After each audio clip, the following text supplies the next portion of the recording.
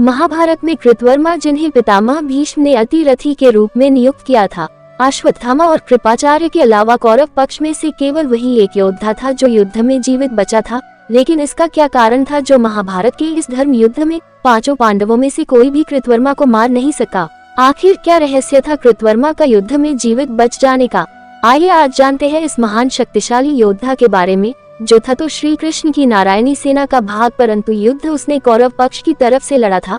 आगे जानने से पहले आपके अपने इस चैनल सरस विज्ञान को सब्सक्राइब जरूर कर लें और वीडियो को लाइक शेयर करना न भूलें। महाभारत में कृतवर्मा यदुवंश के भुजवंशीय हृदय के पुत्र और वृष्णिवंश के 7 सेना नायकों में से एक थे, जो सात्विकी के ही समान एक शक्तिशाली निडर योद्धा और एक अच्छा धनुर्धर था। कृतवर्मा ने कुरुक्षेत्र के युद्ध में पूरे 18 दिनों तक युद्ध लड़ा था, जो कि कोई छोटी उपलब्धि नहीं थी। युद्ध आरंभ होने से पहले जब अर्जुन और दुर्योधन श्री कृष्ण से सहायता मांगने गए थे, तब दुर्योधन ने श्री कृष्ण से नारायणी सेना मांगी थी। यही कारण था कि कृतवर्मा यादव कुल के होते हुए भी कौरव पक्ष से युद्ध लड़े थे, क्योंकि श्री कृष्ण दुर्योधन को अपनी नारायणी सेना देने का वचन दे चुके थे, तो वह नारायणी सेना के सेनापति के रूप में कौरव सेना के पक्ष से लड़े थे।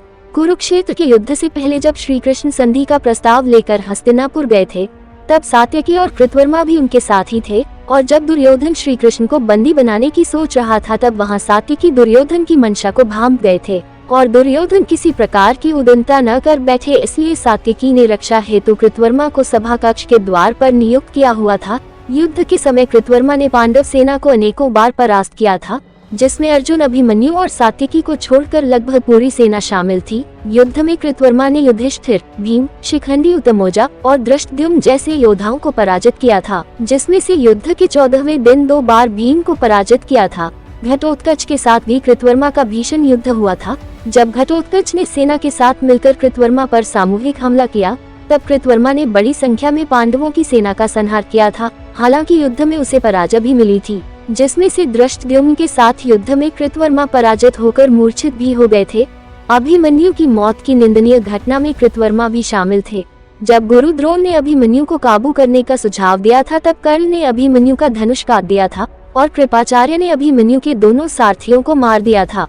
तब कृतवर्मा ने ही अभिमन्यु के सभी घोड़ों को भी मार दिया था एवं दुर्योधन को एकजुट होकर युद्ध करने के लिए उत्साहित भी किया। लेकिन जब भीम के हाथों दुर्योधन गदा युद्ध में मारे गए थे, तब गुस्साए अश्वत्थामा ने सोते हुए ही सभी पांडवों को मारने का निर्णय कर लिया था। उस समय ये जानते हुए भी कि यह युद्ध नीति के विरुद्ध है और पाप के समान है, फिर भी कृतवर्मा ने इस बात का विरोध नहीं किया था। और जब अश्वत्थामा ने रात्रि के समय पांडवों के शिविर में घुसकर पांडवों के पुत्र और धृष्टद्युम्न का वध कर दिया था, तब वहां कृतवर्मा ने अश्वत्थामा का साथ देते हुए पांडवों के शिविर में आग लगा दी थी और बचकर भागते हुए सैनिकों का वध कर दिया था। कुरुक्षेत्र का पूरा युद्ध उन्होंने अपनी वीरता, कौशल और चतुराई के साथ लड़ा था। यही कारण था जो कि वह अंत तक जीवित भी रहे थे।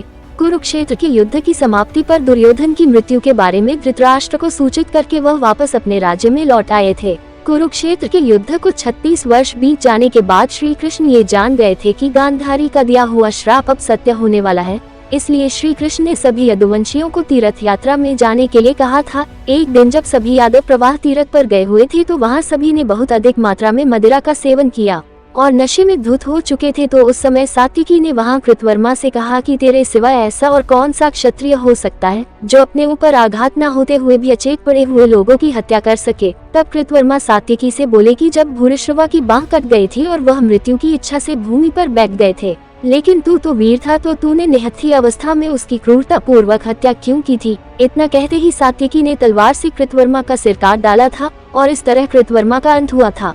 आज की इस वीडियो में इतना ही। आशा करते हैं आपको यह वीडियो जरूर पसंद आई होगी। जल्द ही फिर आपसे मुलाकात होगी महाभारत की किसी नई कहानी के साथ। नमस्कार।